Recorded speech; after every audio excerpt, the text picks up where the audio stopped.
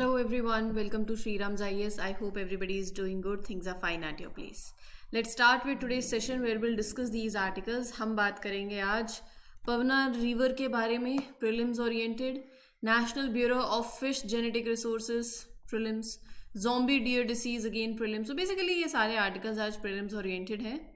भार्गव वस्त्र, तो ये हम बात करेंगे very important article from your defence. अगर आप एंगल से देखेंगे so that becomes important. National turmeric board कैसा है, क्यों लाया गया है, what is the status of turmeric in India. So ये सारी बातें will discuss and please mark your attendance by liking this session. So let's start. You can trust the quality content that Sriram's IAS is sharing with you, as Sriram's IAS is serving the nation since 1985. You have comment section.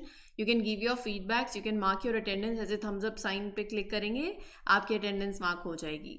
Also, if you are giving upcoming prelims 2025, so there is a prelims mastery course also that is currently being basically that has been launched by Sriram. So आपके screens पर एक number आपको दिख रहा होगा, आप इस number पे कॉल कर सकते हैं ताकि you get the detail information if you want for this course and if you want to register yourself.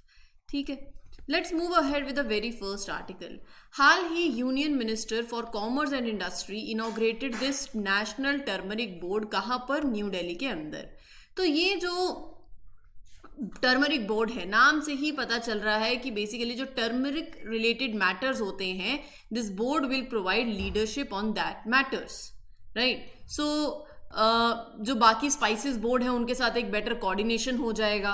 So this purpose of this board is to lead the efforts that are related to turmeric development. बाकी जो government agencies हैं, जैसे मैंने बताया spices board है, तो you will work alongside with that ताकि you strengthen the turmeric's role also as a valuable crop. हल्दी का यूज हम कहाँ, हल्दी एक एंटीबायोटिक की तरह यूज होती है. So it is basically it support the farmers, exporters, researchers to improve the turmeric industry. This board will do that also. So that is the purpose. हम लोग अपने मतलब अगर आप देखें मसाले, टर्मरिक, उसमें हल्दी जो है that is the golden spice. Bright colour है, मेडिसिनल प्रॉपर्टीज हैं, हाई वैल्यू है, राइट. सो इंडिया मसालों के लिए तो है. इट इज इंडियन टर्मरिक कितनी कंट्रीज को एक्सपोर्ट होती है? USA, Bangladesh, Malaysia, UAE main buyers हैं ये. सो मैं आऊँगी इस स्टेटस के बारे में भी, बट बिफोर दैट इज ये जो बोर्ड है, आई होप ये आपको पता चल गया है. This board will facilitate greater coordination with the spices board और बाकी जो भी सरकार की एजेंसीज हैं in development and growth of turmeric sector. तो यहाँ पर एक चेयरपर्सन होंगे जो सेंट्रल गवर्नमेंट अपॉइंट करेगी, सेक्रेटरी होंगे जो डिपार्टमेंट ऑफ कॉमर्स के द्वारा अपॉइंट किए जाएंगे, और बाकी जो मेंबर्स होंगे वो होंगे from the ministry of AYUSH, department of pharmaceuticals, agriculture and farmers welfare, commerce and industry of the union government. So अलग अलग मिनिस्ट्रीज से यहाँ पर मेंबर्स होंगे. Representatives from the top 2 turmeric growing states, Maharashtra and Telangana, यहां से भी होंगे, and from the state of Meghalaya. तो states will be represented on the board by rotation. तो इसका मतलब ये बोल रहे हैं कि इंडिया की 2 लार्जेस्ट टर्मरिक ग्रोइंग स्टेट्स हैं, एक महाराष्ट्र और एक Telangana, and along with Meghalaya also. So other states will also get this chance to join the later. Representation जो है वो रोटेट करेगी ही सही. एक्सपर्ट्स यहाँ पर रिसर्चर्स होंगे from the top turmeric focus institutions, representatives होंगे of turmeric farmers and exporters. So इनका मैंडेट क्या है, बोर्ड क्या करेगी? It will support the scientific studies, जो सारी स्टडीज होंगी to enhance the turmeric farming, to develop those better products. दूसरा, ऐसे और नए वेज लेकर आना to make turmeric more useful, like creating the products with the medicinal और health benefits, right. So boosting awareness, यहाँ पर it will promote the health and medicinal properties of turmeric both in India and abroad also. It will improve farming, it will help the farmers to grow turmeric more efficiently and increase their harvest. Better supply chain होगा. It will ensure कि turmeric जो है वो easily transport हो रही है, deliver हो रही है effectively to the domestic and international markets. So और हम टर्मरिक कहाँ कहाँ एक्सपोर्ट कर सकते हैं? It will find new countries to export the turmeric and increase its global demand. तो क्वालिटी इंश्योर करना, ये सारा काम इस बोर्ड का है. मैंडेट जो है that is this. So it will also work on improving turmeric yield, logistic enhance करना, supply chain, new international market turmeric के लिए एक्सप्लोर करना, उसकी क्वालिटी, उसके सेफ्टी स्टैंडर्ड्स जो हैं वो सारा कुछ इंश्योर करना will be the purpose of this board. Headquarter Nizamabad Telangana के अंदर इस बोर्ड का हेडक्वार्टर होगा. रही बात टर्मरिक और इन इंडिया जो है, हल्दी का स्टेटस क्या है इंडिया के अंदर? गोल्डन स्पाइस है ये. इमेंस इकोनॉमिक पोटेंशियल है for the Indian farmers. India is responsible for over 70% of the world's turmeric production, with 30% varieties of turmeric being grown in India, in the country. Largest producing states कौन सी हैं turmeric की? महाराष्ट्र और Telangana. Leading export market, अगर हम कहाँ बेचते हैं turmeric? Bangladesh, UAE, USA, Malaysia, ये लीडिंग एक्सपोर्ट मार्केट्स हैं, राइट? अच्छा, if you are finding any difficulty in polity, you can refer these sessions, they are available on the platform free of cost. Also other sessions are there. मान लो अगर आपको current affair के किसी topic में doubt आ रहा है तो ये सीरीज भी चल रही हैं, तो you can refer the session platform. Channel subscribe कर लीजिए. Other faculties are also taking the session, so please do share these sessions and do subscribe. ठीक है. Next in news is Pavana river. ये नदी कहाँ बहती है, ये बात आपको मालूम होनी चाहिए. क्या इसका ओरिजिन है, why it is in news, ये सारा कुछ यू हैव टू अंडरस्टैंड, और ये आपके प्रीलिम्स के लिए इंपॉर्टेंट है. तो मैं आपको मैप में भी दिखा दूंगी इफ पॉसिबल कि ये रिवर कहाँ की है. But before that let me share the context with you. News ये है कि नेशनल ग्रीन ट्रिब्यूनल ने, जो कि सबको एनजीटी के बारे में पता होगा, जिन्हें नहीं पता है आज का होमवर्क फिर आपका एनजीटी ही है, राइट? नेशनल ग्रीन ट्रिब्यूनल, यहाँ से प्रीलिम्स में स्टेटमेंट बन सकती है, और एनजीटी बहुत बार न्यूज़ में आई है तो you should know about it. और कितनी बार तो हमने कवर करी ही है, right? So NGT basically is saying which is a legal body in India, it has given the order that is related to cleaning up of this river. ये जो नदी है बहुत पॉल्यूशन इश्यूज फेस कर रही है due to untreated waste, industrial discharge, harmful activities. So a group that is set up by the state government, rejuvenation committee जिन्हें बोल रहे हैं, that is responsible for creating and implementing a plan to restore the river, to clean the river. So that is why this river is in news. ये नदी कहाँ बहती है, कहाँ की नदी है? महाराष्ट्र. तो मैं आपको just give me a minute, I will show you in the map if it is possible. Yeah, it is. So I hope you can see in the map now. ये आपको दिख रही होगी, है ना?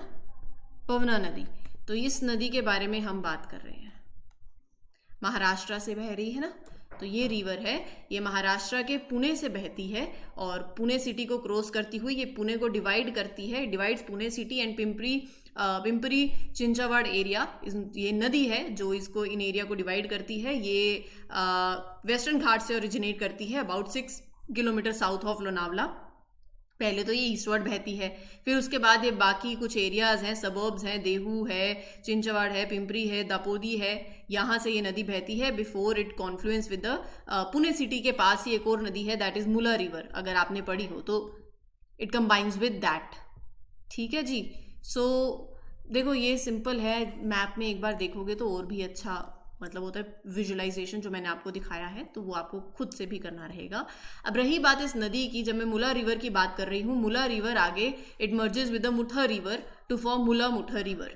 तो ये जो नदियाँ हैं ये इवेंचुअली भीम रिवर, अगर आपने सुना हो, जो कि कृष्णा की सबसे बड़ी ट्रिब्यूटरी है, उसको जाके मर्ज कर जाती हैं. इस नदी की टोटल लेंथ है 60 किलोमीटर.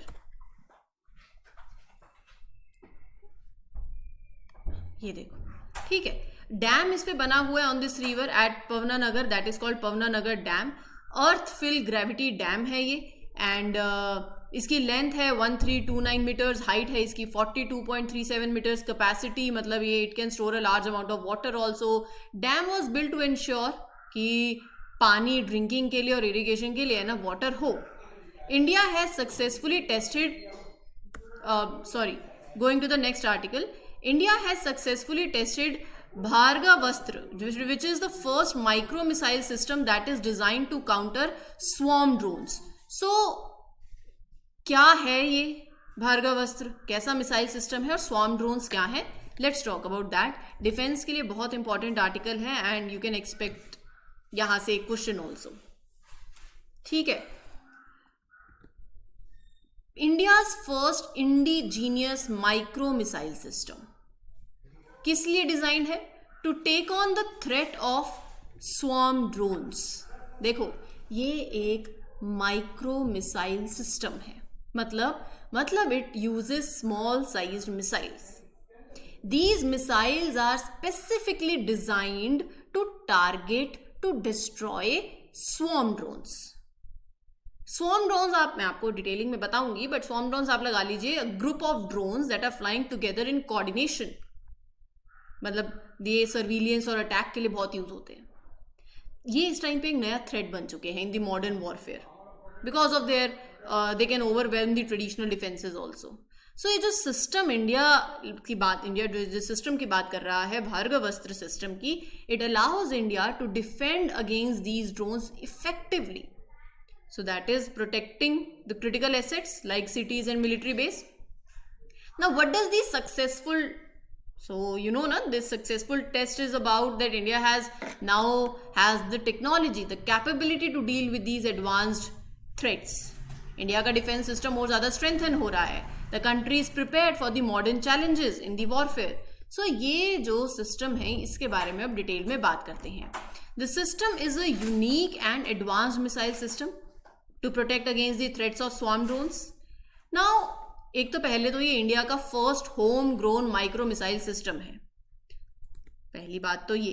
दूसरी बात, it was developed by economic explosive limited, एक प्राइवेट कंपनी है. Third is the system can detect even small drones. It has capability of detecting even the small incoming flying machines, right, that are as far as 6 kilometre away. Once a drone is detected, the system can hit the targets up to 2.5 kilometers. ठीक है. Wide area of protection. Now it uses micro munitions, मतलब small advance missiles जो कि precisely guided है to destroy the target. ये it can fire ना simultaneously 64 micro missiles एक time पे ही. तो कितना इफेक्टिव है against the large number of drones. ये जो सिस्टम है, it can be mounted on a mobile platform also. It can operate in all the terrains, high altitude areas पे, कहीं पर भी, कैसा भी टेरेन हो. ये डिजाइन इसीलिए किया गया है to meet the requirements of the army air defence. So this is the first counter drone system that is using micro missiles. अब मैंने आपके साथ ये ड्रोन्स की बात करी है, तो स्वॉर्म ड्रोन्स पढ़ लेते हैं. क्या है ये swarm drones? Swarm drones are a group of drones, मैंने आपको बताया ही था, that work together as a team. ठीक है. Swarm stands for Smart War Fighting Array of Reconfigured Modules.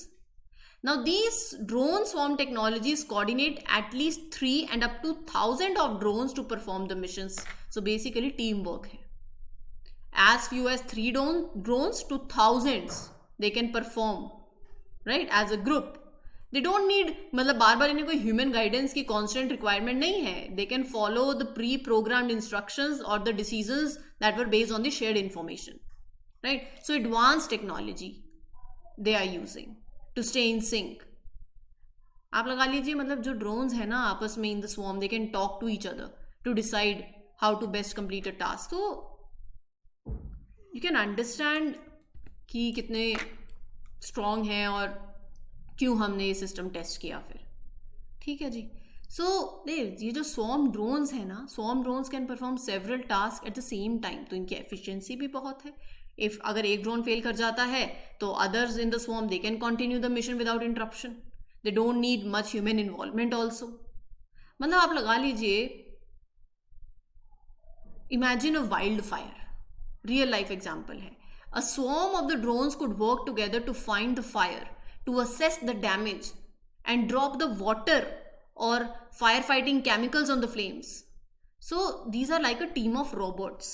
They fly together, they share the information, they work as a group to complete the task efficiently in the challenging situations. So they are more efficient, robust, complete the variety of tasks, integrated with advanced algorithms.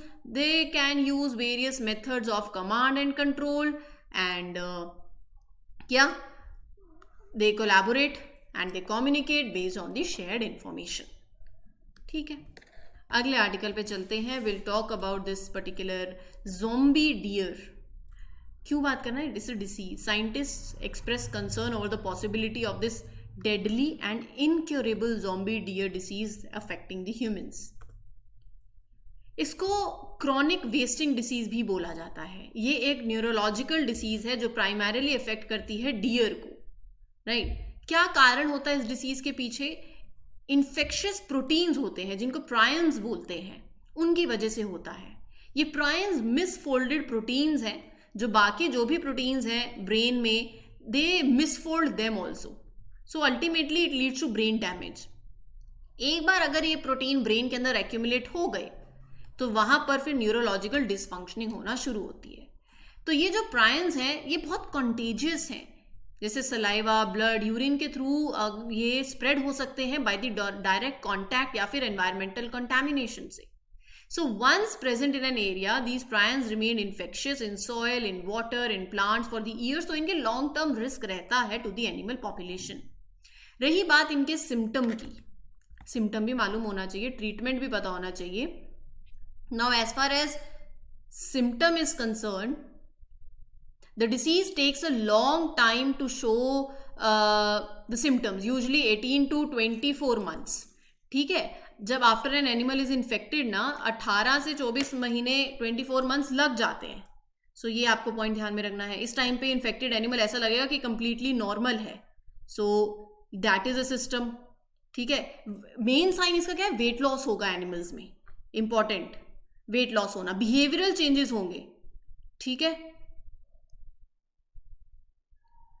मतलब behavioural changes के अंदर you will be less social, you will lose awareness अपने surroundings के आसपास, not being afraid of the humans also. Drinking और urinating जो होगी वो मोर देन नॉर्मल होगी. तो फिजिकल साइंस देखने को मिलेंगे, बिहेवियरल चेंजेस देखने को मिलेंगे, वेट लॉस भी होगा, but it is a silent start. Unfortunately कोई क्योर, कोई वैक्सीन नहीं है. It is always fatal. मतलब animals that catch it they can not recover. अच्छा, सवाल उठता है, can humans get this disease? No. कोई ऐसा कोई नो एज इन कोई कंफर्म्ड केस नहीं है ऑफ ह्यूमंस गेटिंग दिस. और अगर ऐसा कोई रिपोर्ट अभी तक तो नहीं आई है, but scientist are very cautious because disease like this could potentially spread to the humans in the future. So people are advised to not eat meat from the infected animals, to stay safe also. ठीक है जी, चलिए आगे बढ़ते हैं with the last article. ये मैंने आपको बता ही दिया है, कैन ह्यूमंस गेट इट, क्या ट्रीटमेंट है, and what all are the other symptoms that you can get. Now, around 100 tribal persons of Pulicat region will undergo intense training in pearl spot culture, crab fattening, clownfish aquaculture being organized by the National Bureau of Fish Genetic Resources. Context में हमें National Bureau of Fish Genetic Resources के बारे में पढ़ना है. क्यों पढ़ना है वो मैं आपको बता देती हूँ. कम से कम मतलब around 100 tribal people from this region, उन्हें एक स्पेशल ट्रेनिंग दी जाएगी इन दीज 3 इंपॉर्टेंट एक्टिविटीज जो कि फिशिंग और एक्वाकल्चर से जुड़ी हुई हैं.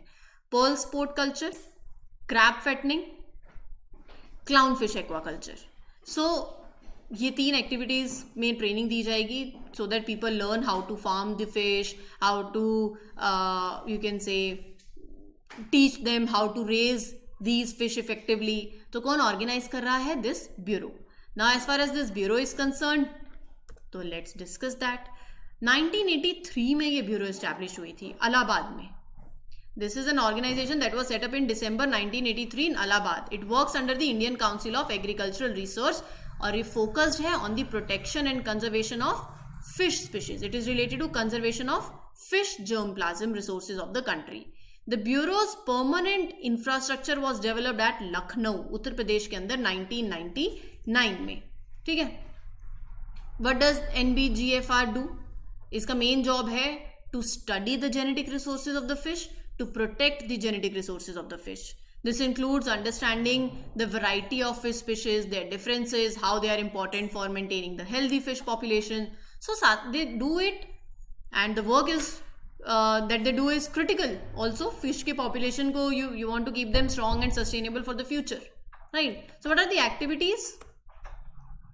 They work to identify, document and conserve the genetic diversity of fish species. This is very important ना, genetic diversity healthy ensure करना बहुत important है. They store genetic material from different fish species, also gene banks. The organization uses advanced technologies to study the fish genetics ताकि you conserve the endangered species. Database create करते हैं of fish species. Use genotyping to understand the genetic makeup of the different species. It is important क्योंकि आप fish के species को और उनके genetic trait को conserve कर रहे हो. ठीक है जी. So I hope things are clear to you. And a very last point, सबको aquaculture के बारे में at least basic मालूम होना चाहिए. क्या होता है aquaculture? Aquaculture means farming of the aquatic plants, animals in a very controlled environment for different purposes. Right? Commercial purpose हो सकता है, recreational purpose हो सकता है, scientific purpose भी हो सकता है. So this was the whole session for today. I hope things are clear. In case you are having any doubt, you can ask me in the comment section. And for more such videos, do subscribe to the channel. This is your mentor Arsu Kakkar signing off. Happy learning. All the best. Thank you.